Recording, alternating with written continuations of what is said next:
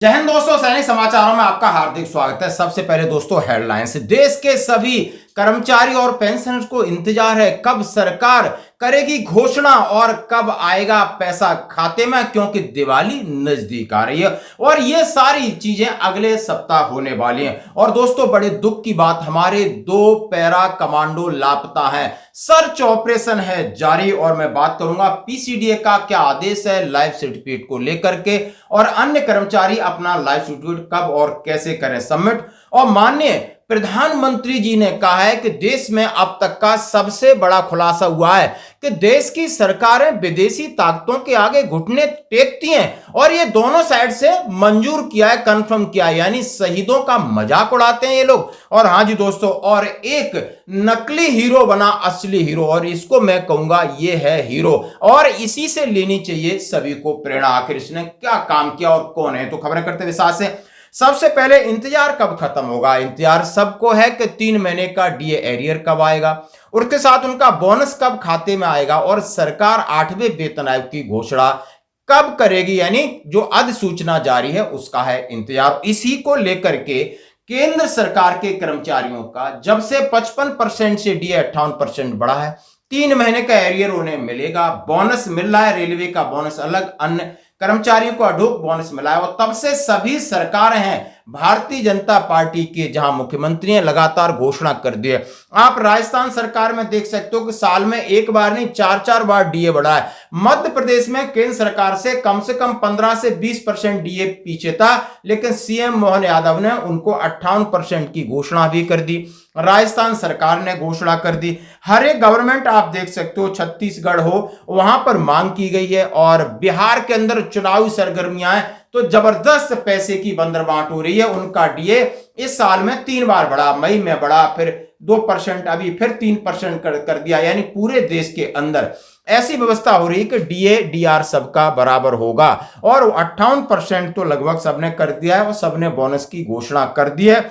और कहा जा रहा है कि इसका लेटर जारी हो गया है डीओपीटी से, जैसा आपके सामने शेयर किया, और 20 अक्टूबर को है दिवाली और अगले वीक में आपके एरियर का भुगतान हो जाएगा और बोनस का भुगतान हो जाएगा, क्योंकि मैं आपके सामने सभी स्टेट्स के लेटर जारी कर रहा हूं। जैसा कि केंद्र की तरफ से वित्त मंत्रालय ने डीओपीटी ने लेटर निकाला, अभी देख तो राजस्थान सरकार का लेटर है, मध्य प्रदेश सरकार का लेटर है, छत्तीसगढ़ के कर्मचारी कह रहे हैं भाई हमको भी आप दीजिए। आपकी सरकारें जहां जहां उन्होंने 55 से 58 कर दिया, और उन्होंने सीधा सीधा अपने मुख्यमंत्री जी को चिट्ठी लिखा है कि माननीय मुख्यमंत्री महोदय, छत्तीसगढ़ शासन प्रदेश के सभी कर्मचारियों को दिवाली पर 3% डीए का बढ़ोतरी और एरियर का भुगतान शीघ्र करें। और जैसा आप देख सकते हो, यानी देश के अंदर कर्मचारियों की आज सब सुन रहे हैं, लेकिन 8वें वेतन आयोग के ऊपर फिर बिल्कुल चुप्पी साध रखी है। बिहार चुनाव की घोषणा हो गई है, अब सरकार जैसे ही चुनाव प्रचार में जाएगी कुछ नया करने वाला है, क्योंकि अभी तक उनकी सीटों का बंटवारा पर पेच फंसा हुआ है,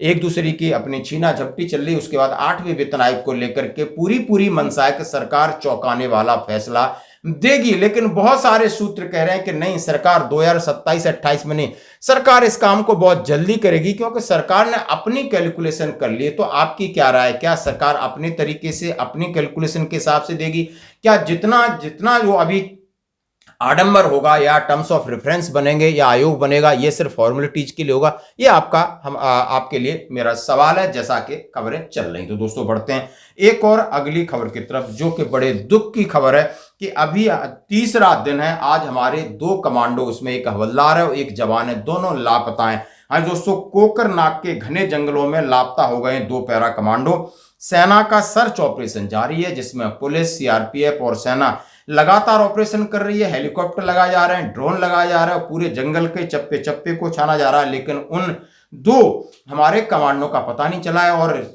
पिछले साल आप देख सकते हो एक कर्नल साहब की हत्या यहीं पर हुई थी, यानी वहां पर आतंकवादियों ने छुपकर उनके ऊपर वार किया था, आपको याद है। और यही खबर कह रहे हैं कि दक्षिण कश्मीर के कोकरनाग के गांडोल जंगल में सेना की 5 पैरा यूनिट के 2 कमांडो सोमवार से लापता हैं। दक्षिण कश्मीर के अनंतनाग जिले के घने जंगल में 5 पैरा यूनिट के जवान को कोई सुराग नहीं मिल पा रहा है। सेना और सुरक्षा एजेंसियों सूत्रों के मुताबिक जवान किसी विशेष ऑपरेशन के तहत इलाके में भेजे गए थे, लेकिन उनका संपर्क बेस से टूट गया और उसके बाद उनका कोई पता नहीं चल रहा है। हम ईश्वर से प्रार्थना करते हैं कि हमारे जहाँ भी जवान हैं सकुशल लौटे। आप दोस्तों उनके परिवार को भी पता चल गया है, वो भी बेचैन है। आप समझ सकते हो ऐसी परिस्थिति में सबके मन की दशा क्या होती है। यही है एक सेना का जीवन। कब किस प्रकार की अनहोनी हो जाए ये कोई नहीं जान सकता। तो दोस्तों बढ़ते हैं एक और अगली खबर की तरफ। हाँ जी दोस्तों, पीसीडीए का सीधा सीधा आदेश है, जरा इस पर करिए गौर। पीसीडीए रक्षा लेखा प्रधान नियंत्रक ने एक आदेश जारी किया है कि भारतीय स्टेट बैंक से जो इंटीग्रेशन कर लिया एपीआई का, स्पर्श पेंशनर जिनका पेंशन खाता भारतीय स्टेट बैंक में है, देश भर में स्थित भारतीय स्टेट बैंक के किसी भी शाखा में उपस्थित होकर वार्षिक पहचान पत्र को आप प्रमाणित करा सकते हैं। अतः सभी स्पर्श पेंशन जिनका पेंशन खाता भारतीय स्टेट बैंक में है या जिनका वार्षिक पहचान पत्र अभी लंबित है, अनुरोध है कि वो नजदीक भारतीय स्टेट बैंक की शाखा में अपना जीवन प्रमाण पत्र प्रस्तुत कर सकते हैं। और सीधा सीधा लिखा है कि यदि अभी 30 नवंबर तक, जैसा स्पर्श में माइग्रेशन के बाद आपका जब ड्यू है तब आप लाइफ सर्टिफिकेट करा सकते हो। और बाकी हम समझ सकते हैं कि 80 साल जो ओल्ड एज वाले हैं उनका 30 नवंबर तक जरूर कर लें ये काम। अक्टूबर और नवंबर में लाइफ सर्टिफिकेट का काम है, एक बार अपना चेक कर लें किसी भी तरीके से। मैं चाहूंगा कि बायोमेट्रिक डिजिटल जीवन प्रमाण पत्र आसान है, हर एक किसी भी साइबर कैफे वाले को इसकी जानकारी रहती है और जल्दी हो भी जाता है, बशर्ते आपका आधार कार्ड अपडेट होना चाहिए। तो यदि आपको पूरी ऐप और इसकी जानकारी लेना है तो मैं आपके साथ ये पीडीएफ भेज दूंगा। अब मैं बात करूंगा दोस्तों माननीय प्रधानमंत्री जी ने, हाँ जी दोस्तों, सैनिकों के साथ किस तरह राजनीति, देश के साथ किस तरह कूटनीति खेली जाती है, इसका एक जीता जागता उदाहरण आया है। अभी आप समझ सकते हो आज से 8 दिन पहले देश के पूर्व गृह मंत्री पी चिदंबरम, जो वित्त मंत्री भी रहे हैं कांग्रेस सरकार में, उन्होंने खुलासा किया था जब ताज पर अटैक हुआ था 2008 में और मैं गृह मंत्री का चार्ज लिया था, और जब अटैक होने के बाद बहुत सारा नुकसान हुआ, हमारी सरकार या हमारे मन में ऐसा था कि हम इसको रिटालिएट करें, हम जवाबी कार्रवाई करें, सेना की तरफ से आक्रमण कराएं पाकिस्तान के ऊपर, लेकिन हमारी सरकार ने घुटने टेक दिए थे। खुद कह रहे हैं, क्योंकि उन्होंने कहा है कि अमेरिका के दबाव में, नाम भी लिया कि अमेरिकी विदेश मंत्री कोडोलिसा राइस उनसे और प्रधानमंत्री से मिलने भारत आई थी। अंतर्राष्ट्रीय दबाव इतना बढ़ गया था कि हम सैन्य कार्रवाई करने में हमें असमर्थ हो गए, हमारे ऊपर इतना प्रेशर था। अब इसी को लेकर के माननीय प्रधानमंत्री जी तो मौका मिल गया, जबरदस्त प्रहार किया। ये दोनों बातें दोस्तों सत्य हैं, उन्होंने भी ये बात कही है आप के सामने, बिल्कुल प्रिंट मीडिया और उनके पूरे वीडियो चले। अब माननीय प्रधानमंत्री ने चुनावी फायदा लेकर सीधा अटैक किया कि ये ऐसी कमजोर सरकारें थी, इन्होंने जो घुटना टेक करके इस देश की आन बान शान के खिलाफ इन्होंने काम किया है। साथियों, मुंबई भारत की आर्थिक राजधानी के साथ भारत के सबसे वाइब्रेंट शहरों में से एक है। इसलिए 2008 में आतंकियों ने भी मुंबई शहर को बड़े हमले के लिए चुना, लेकिन तब जो कांग्रेस की सरकार सत्ता में थी उसने कमजोरी का मैसेज दिया, आतंकवाद के सामने घुटने टेकने का संदेश दिया। अभी हाल में कांग्रेस के एक बड़े नेता जो देश के गृह मंत्री तक रह चुके हैं, उन्होंने एक इंटरव्यू में बहुत बड़ा खुलासा किया है। उन्होंने दावा किया है कि मुंबई हमले के बाद हमारी सेनाएं पाकिस्तान पर हमला करने को तैयार थी।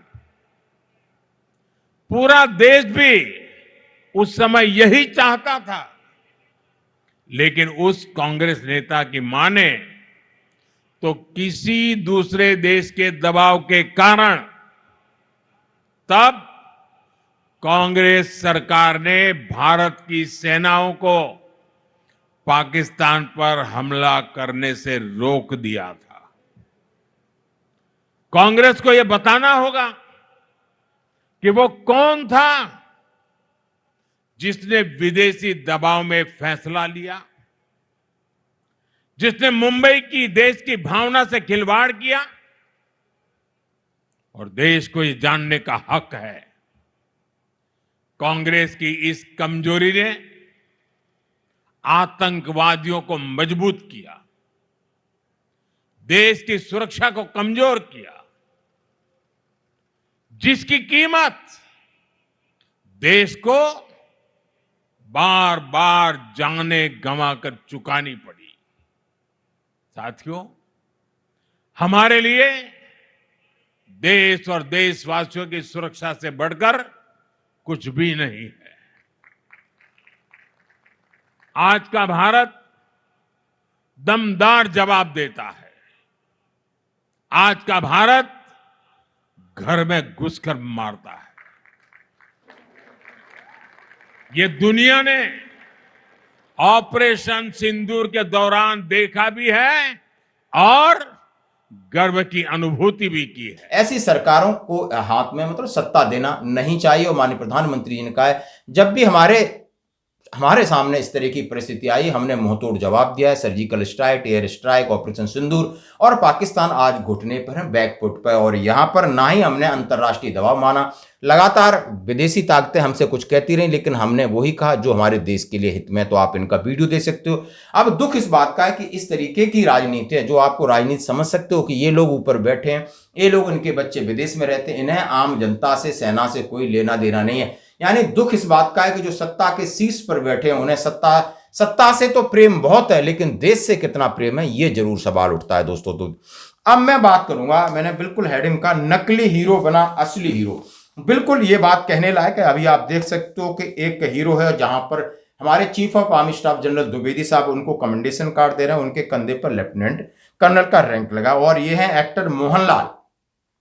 आर्मी चीफ ने इन्हें सम्मानित किया, चीफ ऑफ कमेंडेशन कार्ड दिया, और ये ऑनरी लेफ्टिनेंट कर्नल हैं। और ये एक तो पहली बात तो बताऊं, ये कलाकार हैं, एक हीरो हैं। उसके बाद इनके दिल में देश प्रेम है, अपने लोगों के प्रति प्रेम है। So we have done so many things in Kerala. Now we want to spread it all over the country. So we are planning some very important decisions and how to make it possible. So it will take some time. So we have beautiful ideas how to incorporate the local citizens or the young generation to the army. So we are planning. खुल करके पैसा खर्च करते हैं। और ये इन्होंने वर्दी इसलिए पहनी, जहां पर सेना ने वायनाड में आपदा आई थी, वहां पर ये खुद फिजिकली काम कर रहे थे और लोगों को राहत सामग्री दे रहे थे, अपना पैसा लगा रहे थे और अपने लोगों की सेवा कर रहे थे। तो राष्ट्र के अंदर इस तरीके का जो कंट्रीब्यूशन है, मैं इसको असली हीरो कहूंगा, क्योंकि नकली हीरो पर्दों पर नाचने वाले बहुत हैं। हॉलीवुड, बॉलीवुड, पॉलीवुड में घूम रहे हैं, और लेकिन वो क्या करते हैं, लेकिन इन्होंने आकर के भारतीय सेना का परिधान पहना, उसके कंधे पर स्टार लगाया, उसकी गरिमा के हिसाब से काम किया। दोस्तों, भारतीय थल सेना प्रमुख जनरल द्विवेदी साहब ने मलयालम सिनेमा के एक्टर, थल सेना के लेफ्टिनेंट कर्नल ऑनरी मोहनलाल को सम्मानित किया। उन्होंने समाज के लिए और सेना के लिए योगदान दिया और सेना के साथ अत्यधिक प्रेम है। 2009 से ट्यूटोरियल आर्मी से जुड़े हैं, लेफ्टिनेंट कर्नल पद पर हैं। वायनाड प्राकृतिक आपदा में इनकी तस्वीर साफ दिखी। इन्होंने तन, मन और धन से सेवा की। समाज सेवा का बड़ा नाम है। एक विश्व शांति फाउंडेशन भी चलाते हैं, और वहां पर उन्होंने कहा शिक्षा, स्वास्थ्य, कौशल विकास, पर्यावरण के लिए ये लगातार काम करते हैं। और इन्हें भारत सरकार की तरफ से पद्मश्री अवार्ड, पद्म भूषण और दादा साहेब फाल्के अवार्ड से सम्मानित किया गया, और हम इनकी सराहना करते हैं। तो दोस्तों, आज की खबरों में इतना ही। बने रहिए हमारे साथ। धन्यवाद।